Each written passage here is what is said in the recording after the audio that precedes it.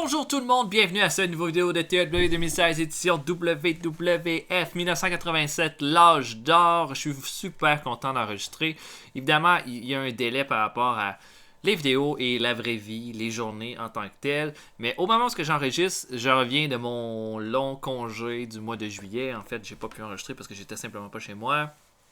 Donc, je suis super content de pouvoir enregistrer de nouveau. Et puis, ben là, ça va être vraiment cool parce qu'on va aller une bonne partie de WWF 87. Alors, le dernier show, on avait eu un excellent Primetime Wrestling qui nous avait fait un A avec un six-man tag avec le premier combat du Big Boss Man avec Ted DiBiase, André Géant contre Hogan, Ricky Steamboat et Paul Orndorff. Un incroyable show qui avait vraiment donné un bon résultat. On avait eu un main event entre le Sergeant Slaughter et Honky Tonk Man à Superstars of Wrestling. Et King Kong Bundy, Dino Bravo et Harley Race battent Kamala et les British Bulldogs dans le main event de Wrestling Challenge. Maintenant, on va avoir un gros Primetime Wrestling avec un main event entre Hulk Hogan et Bret Hart et en fait Hulk Hogan contre la Hart Foundation dans un handicap match et British Bulldog qui vont défendre leur titre contre Strike Force. Donc, pas besoin de parler plus, on va tout de suite avancer à notre show.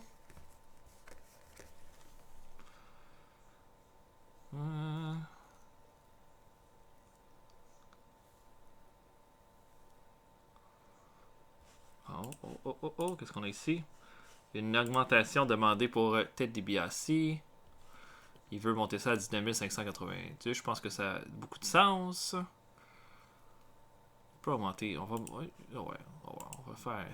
va donner complètement sa décision, étant donné que c'est un excellent lutteur, DiBiase, qui est probablement un de nos... on a vraiment fait du beau travail, en fait, avec DiBiase depuis qu'on est allé chercher. L'important, c'est pas nécessairement qu'il gagne tous ses combats. L'important, c'est qu'il soit mis dans des bons combats. Puis regardez ça, le nombre de A qu'il a fait. Un contre Hogan à Welcome to the Jungle, un contre Steamboat à Brawl Fest. Le reste, il y a quelques combats de la HPW, mais Hogan et Coco Beware contre DiBiase et Savage avaient également fait un A. Donc, et le six-man tag du dernier show. Donc, ça va bien dans son cas. Et puis, voilà, on continue. Continuons.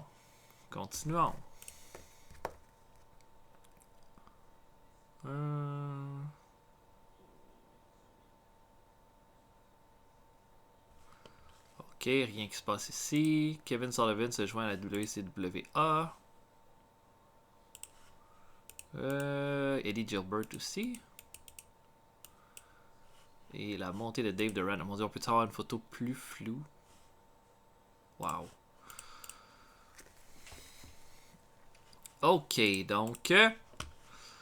on va regarder les incidents. Ricky Steamboat et Sam Houston. Ricky Steamboat a donné des trucs de psychologie à son protégé Sam Houston. Ricky Steamboat et le Broken Brother. Il a donné des trucs de selling à son protégé le Broken Brother. Steamboat arrête pas d'être bien comme ça avec tout le monde. C'est vraiment le fun. Je l'adore. Bon, j'y vais vraiment au hasard. Oups.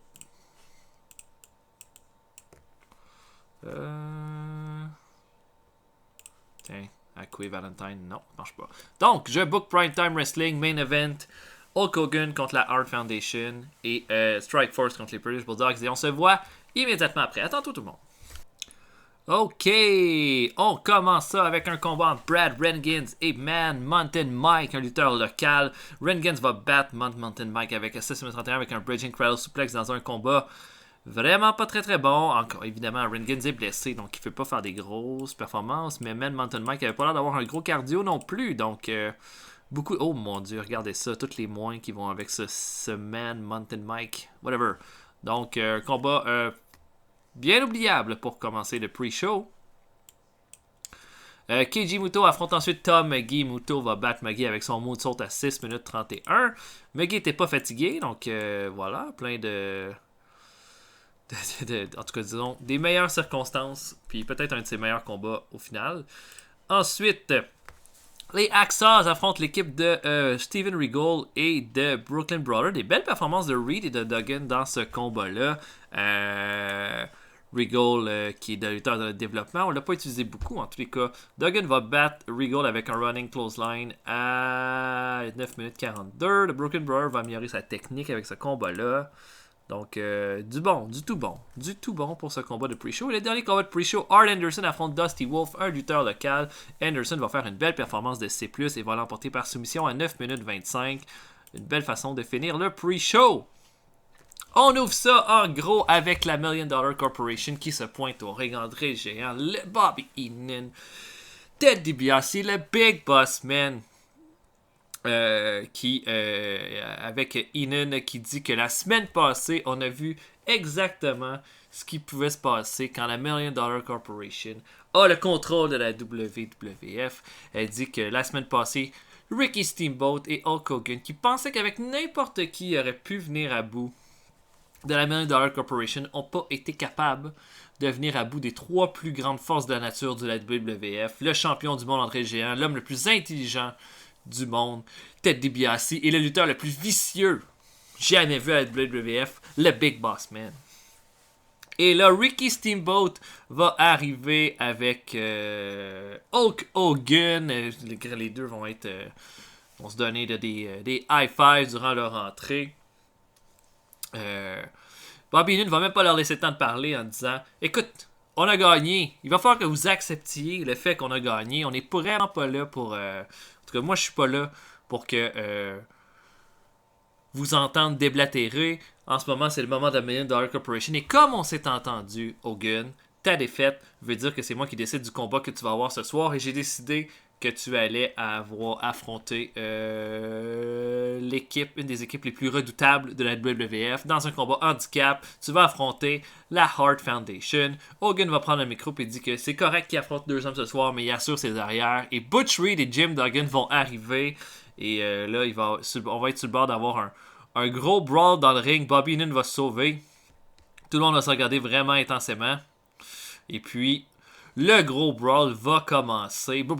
7 lutteurs qui vont complètement s'en mettre sur la gueule un peu partout. Personne ne va vraiment prendre l'avantage cependant avec André le Géant là, qui va vraiment être la figure là, comme pour vraiment calmer un peu le jeu, whatever. Et puis voilà, là, finalement tout le monde va quitter le ring. On arrête ça comme ça. Gros segment pour commencer, un bon A+. Ça là, des segments comme ça aide tout le monde. Hein? Ça aide tout le monde à être plus over. Donc, des gars comme DiBiase, Big Boss Man, Butch Reed et Jim Duggan vont beaucoup profiter de ça. André Géant a vraiment bien paru. Hogan était vraiment bon. Ricky Steamboat aussi. Mais bon, DiBiase, Big Boss Man, Butch Reed, Duggan, un peu moins bon. Mais non, pour le reste, vraiment que du bon. Et voilà. On a notre premier combat pour les ceintures par équipe. Les British Bulldogs affrontent Strike Force dans un excellent combat qui nous fait un bon B. Dans un combat là, vraiment très très très équilibré. Le Bulldog, par contre, va intercepter Rick Martel dans les airs, va lui faire un Running Power Slam et les British Bulldogs vont garder les titres par équipe. Après le combat, Santana aide à relever son ami Rick Martel. Mais boum! Rick Martel va faire un low blow à Tito Santana et va ensuite lui faire un DDT pour terminer le tout. Et on va avoir eu 21 segments pour préparer le heel turn de Rick Martel qui officiellement brise Strike Force et va commencer un tout autre chapitre. Maintenant, on a vraiment bien monté ça là, avec beaucoup de frustration et tout ça. Donc, un bon petit segment. Ok, Michael Hayes va être sur le ring et dit qu'il commence le nouveau segment à la WWF, Talk with Hayes, PS Talk. Et il dit qu'il va recevoir en ce moment le plus gros loser de la WWF, le mec qui est plus capable de rien gagner du tout. Michael Hayes va nous introduire à Jake le Snake Roberts. Et là, Roberts a l'air comme pas trop sûr de comprendre. Michael Hayes va juste lui poser la question comment c'est quand on est conscient qu'on n'est même plus capable de gagner. Je veux dire, est-ce que tu es capable juste de te lever le matin? Et là, Jake Roberts va juste le regarder. Michael Hayes va continuer de dire des choses à Jake Roberts qui va juste le regarder. Finalement, Roberts va juste donner un coup de pied au ventre de Michael Hayes, va lui faire son DDT pour terminer le segment et la foule va adorer. Donc, vraiment un bon petit segment de B+. Michael Hayes là, qui va être dans un gros storyline maintenant. Donc, wow, très très bien. On a Brutus Beefcake et Greg Valentine, le Dream Team qui, avant leur combat de ce soir contre les Highlanders, disent qu'ils défient les Young Stallions à un combat à SummerSlam. Il dit que les Young Stallions ont l'air d'être vraiment fiers de leur petite victoire la semaine passée, sauf que Beefcake et Valentine sortent d'un combat de championnat contre les British Bulldogs. C'est l'équipe la plus expérimentée ici, puis la plus talentueuse, puis celle qui tôt ou tard va redevenir champion. Et ils pensent pas que deux blancs-becs comme ça méritent d'être dans le même ring qu'eux et qu'ils vont se débarrasser d'eux officiellement à SummerSlam. Donc un bon petit B-. Hercule affronte Billy Jack Haynes. Combat bien intense entre les deux lutteurs. Mais Billy Jack Haynes va surprendre Hercule à 12 minutes 11 pour la victoire. Hercule, on n'a pas vraiment de plan pour lui en ce moment. Donc là, je m'en sers un peu plus pour mettre quelqu'un over. Mais voilà, probablement qu'il va revenir un peu dans le portrait éventuellement. Mais Billy Jack Haynes a besoin de cette victoire-là. Donc un bon B. Ensuite, Adrian Adonis est au micro. Dit que il a vu ce que ça donnait là, quand il a fait face à Arn Anderson la semaine passée. Arn Anderson pense maintenant que parce qu'il a affronté Randy Savage, c'est le meilleur lutteur ici, que c'est le next big thing. Mais il dit que Adrian Adonis est dans une montée pour devenir un champion du monde. Pas un champion intercontinental, et qui va se servir d'Anderson juste pour lui mettre la pied sur la tête pour monter d'une marche de plus, et qu'à SummerSlam, ça va être un massacre. Une excellente promo de Adrian Adonis avec un B+. Corporal Kirchner affronte le Big Boss Man dans un combat correct de C. Big Boss Man va surprendre 8 minutes, Kirchner avec le Baba Slam à 8 minutes 21. Donc, c'est ça. Bon, Bossman commence à C-. On va s'arranger pour que ses performances augmentent. Mais quand même, tu sais, comme charisme, start quality, bon moral. Donc, voilà. Donc, un combat correct, disons. Les Highlanders se préparent à leur combat par équipe contre le Dream Team, mais ils sont attaqués en coulisses par Nikolai Volkov et Nikita Koloff, le Communist Party qui lance les Highlanders un peu partout autour et finalement quitte. Les Highlanders sont blessés, donc avant leur combat contre le Dream Team, vont donner quand même une bonne performance, mais vont devoir plier les chines contre le Dream Team qui est plus intense. Et Beefcake va faire abandonner Haku avec son Sleeper Hold à 6 minutes 51. Un bon B pour ce combat-là, qui permet de continuer notre rivalité entre les Highlanders et le Communist Party. Finalement, notre main event, Hulk Hogan affronte la Hart Foundation dans un bon combat. Un combat de 14 minutes 46. La Hart Foundation va vraiment bien se battre. Sauf que Hogan va reprendre le contrôle du combat à la fin. Va se préparer, hulking up, va faire son big boot à Bret Hart. Va faire son leg drop. Et au moment de faire le pin, Bobby Heenan va venir briser le pin pour causer la disqualification. Hogan, qui était accompagné des Axos, va ensuite les Axos et la Hart Foundation vont se battre en bas du ring. Pendant que Hogan, lui, va faire face à Bobby Heenan, va le pointer, va lui faire quelques coups de poing, un big boot, va se préparer pour son leg drop, mais le Big Boss Man va baisser les cordes et va ensuite faire son Baba Slam sur les matelas en bas du ring à Hogan pour terminer le show. Donc, une grosse performance. Quand même, le Big Boss Man a appris à montrer plus de charisme, augmente son performance skill. Donc, des gros segments, traite qui l'aide beaucoup. Et c'est ça, le Big Boss Man qui va finir le show dominant avec Bobby Heenan. Et c'est comme ça qu'on va terminer ce Primetime Wrestling qui nous fait un bon B+. On a un segment de A+, pour commencer, puis un segment de A pour finir. Donc, vraiment très bien. Très content du résultat.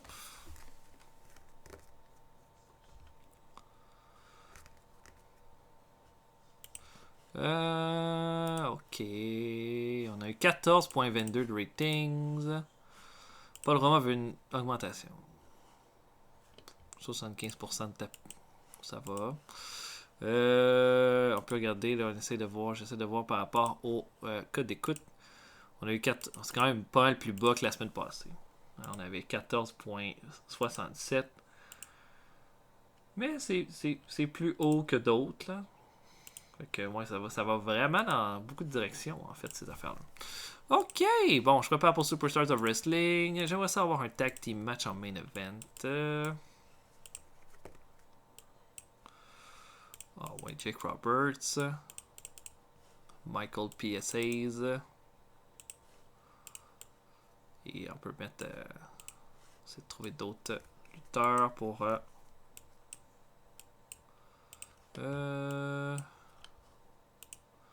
qui ferait kick avec Kamala contre Michael Hayes et Dino Bravo.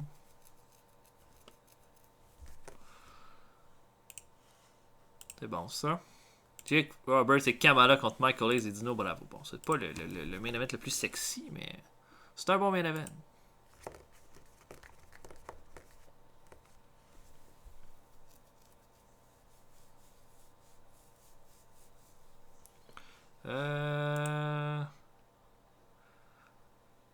Oh, selon un web poll, évidemment 87 le web était peut-être un petit peu moins hot, le meilleur annonceur dans la lutte en ce moment serait nommé Gorilla Monsoon.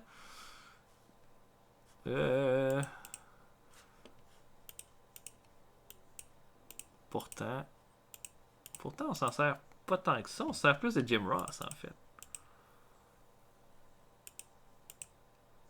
Eh ben.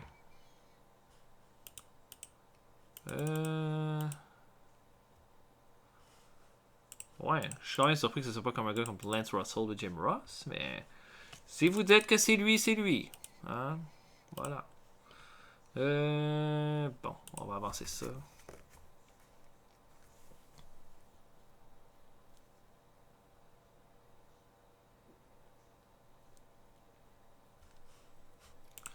NJPW, Masa Saito a battu Shinya Hashimoto en main event. Et Steve Williams a battu Osamu Kiro. BCWA qui signe encore d'autres lutteurs. Bon, pas grand chose de plus à dire, à faire. Pas d'incident.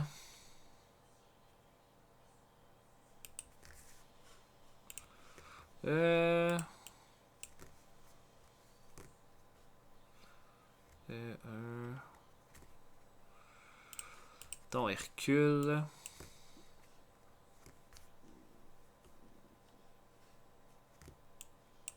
Et Jim Brunzell vont devenir des bons amis. Et voilà, ils sont devenus des bons amis.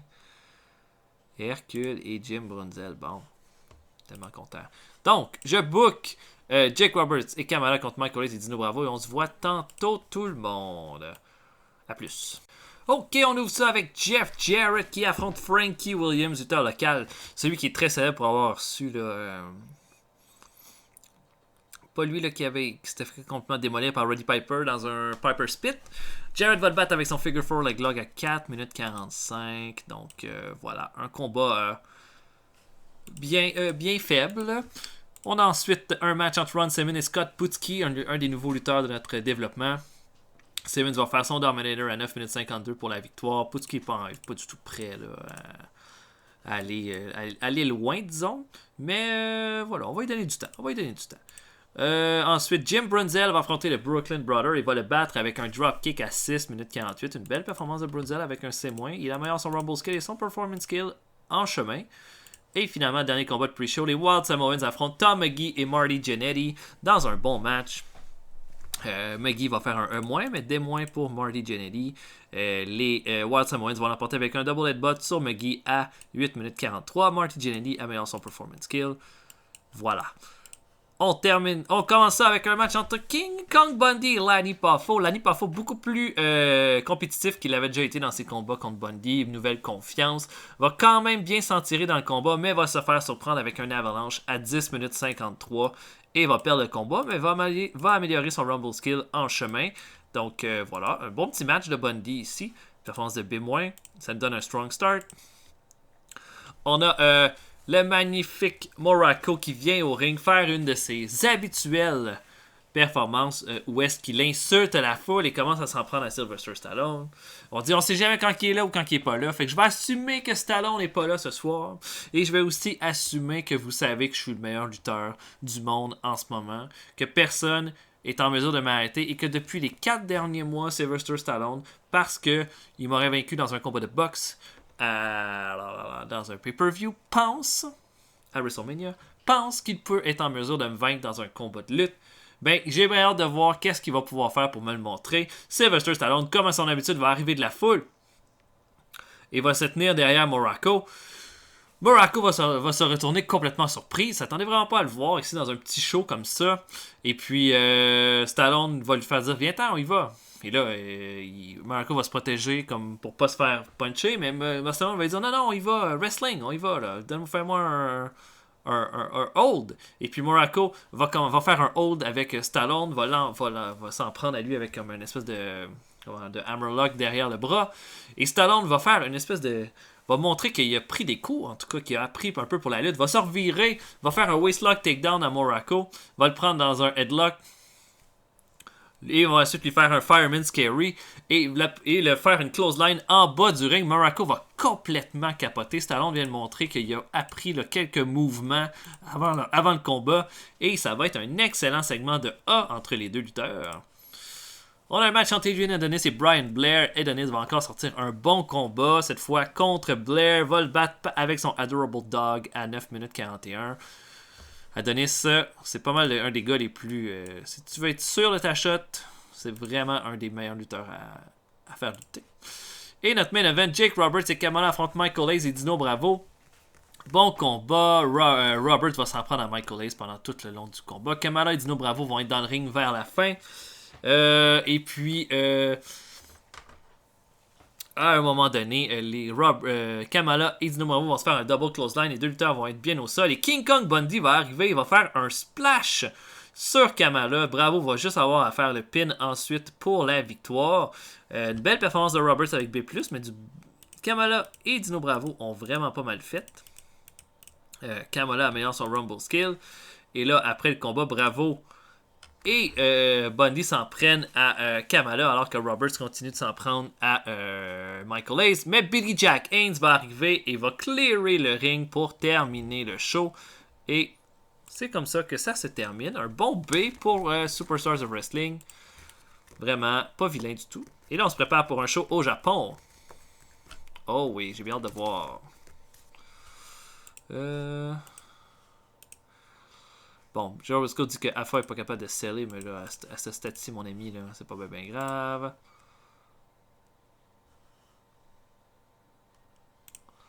On va prendre ton augmentation de salaire. Ok, pour notre show japonais, qu'est-ce qu'on veut avoir comme main event? Comme carte.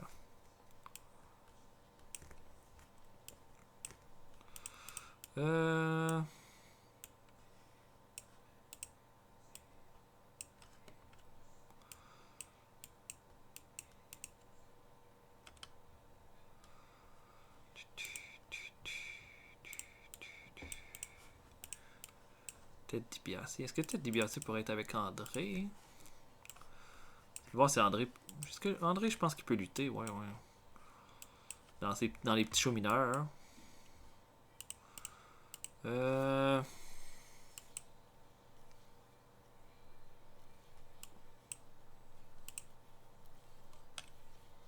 Mais qui vont être leurs adversaires?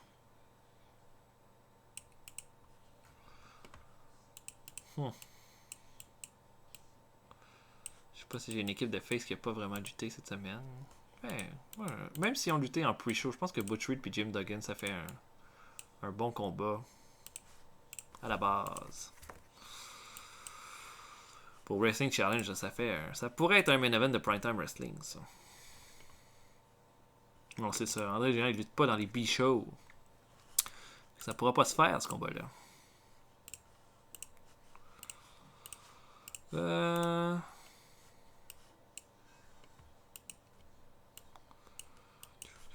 Sergeant Slaughter et Randy Savage contre Paul Orndorff et Hardy Race. Oh oui. Ça, c'est un solide main event. Bon, fait que je vais book Wrestling Challenge. On se voit tantôt tout le monde. Ok, on est en direct de Shikoku au Japon pour ce show avec Sam Houston qui affronte Mark Callis en opener. Houston va l'emporter par count out sur Callis à 8 minutes 39. Bon, hein, les deux n'ont pas sorti des grosses performances, sont pas du tout over là-bas, donc c'est pas mal normal. Houston améliore son Rumble skill et son Performance skill, donc ça c'est très bien. On a un match entre Coco Beware et le Brooklyn Brawler. Coco Beware va l'emporter avec son Birdbuster à 8 minutes 32. Voilà. Ensuite, Marty Jannetty et Tommy Jammer affrontent le Communist Party. Le Communist Party qui va détruire nos 2 lutteurs de notre développement. Et Koloff va faire son Russian Sickle à Tommy Jammer pour la victoire. Bon petit match ici. Et notre dernier combat de pre-show, Ricky Steamboat affronte Killer Khan, un lutteur local. Et là, c'est un peu un match de special attraction. Steamboat va l'emporter avec son double chicken wing dans un bon combat. Et voilà. On ouvre ça avec un combat entre Tom Zenk et Jacques Rougeau. Rougeau est accompagné de son partenaire Raymond Rougeau. Zenk est accompagné de Lanny Poffo. Zenk va surprendre Rougeau avec un missile dropkick à 10 minutes 9 pour la victoire. Ça nous donne quand même un strong start. Surprenant. Et voilà. Pour commencer le show, vous allez voir où je vais m'en venir avec les rivalités comme ça par équipe. On a ensuite Tito Santana qui reçoit en entrevue qui est en entrevue avec Jim Ross. Ross il pose des questions par rapport à ce qui s'est passé avec Strike Force. Pourquoi Rick Martel a fait ça? Santana dit qu'il comprend pas. Ça fait 1 mois que Rick Martel n'est plus lui-même. Puis là, on dirait que c'était comme une défaite de trop. Il dit que c'est encore son ami, qu'il peut pas comprendre ce qui s'est passé.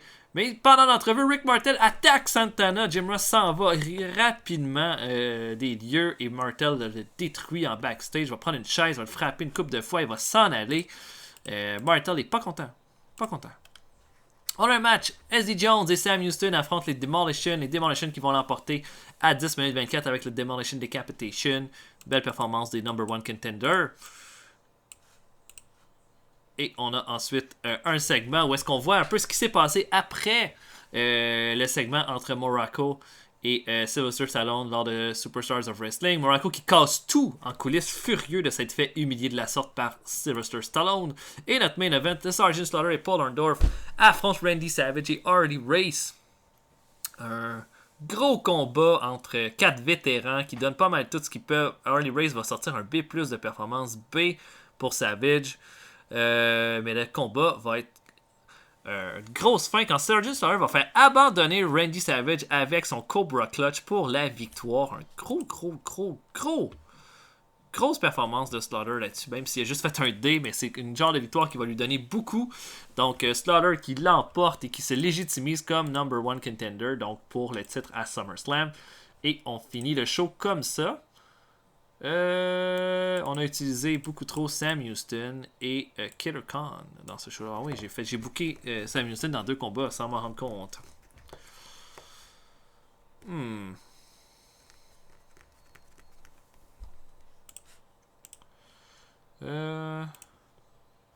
Point 48.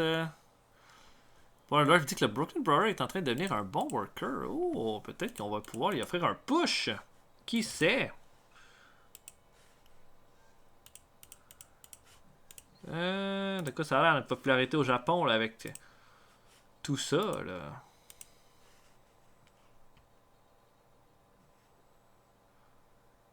Un Shikoku. C'est impossible qu'on baisse. On est là, on fait des shows là, c'est impossible qu'on baisse.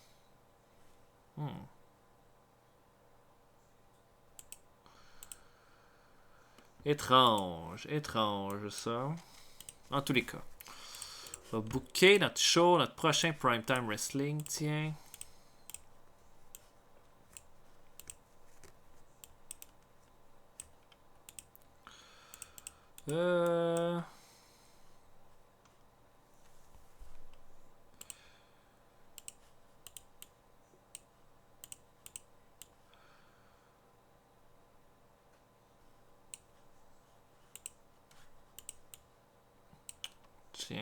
Tiens.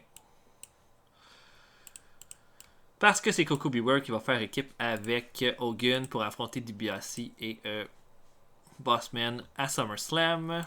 Bon, vous le savez d'avance, mais c'est comme un peu une surprise. Donc, Hogan et Coco Beware contre la Hart Foundation en main event du prochain Primetime Wrestling. Ça m'apparaît quand même bien. On va donner plus de temps à Steamboat et André le Géant au prochain show. On leur a donné quelque chose de quand même assez court la dernière fois.